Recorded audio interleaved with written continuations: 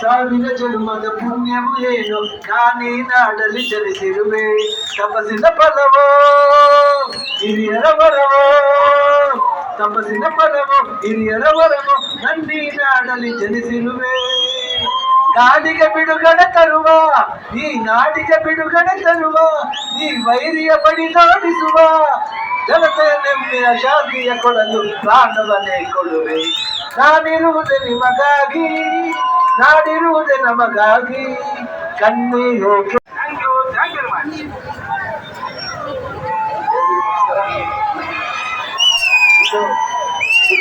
ಮೂರನೇ ಸಲ ಬರ್ತಾ ಇರೋದು ನಾವು.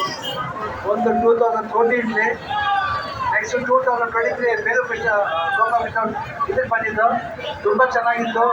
ನಮಗೆ ತುಂಬ ಅವರೇ ಹೀರೋ ಥರ ಕಾಣ್ತಾರೆ. ಇವಾಗ ಗ್ಲಾಸ್ ಗೀಸ್ ಹಾಕ್ಬಿಟ್ಟು ಅವರೇ ಹೀರೋ ಥರ ಕಾಣ್ತಾರೆ ಅವರು.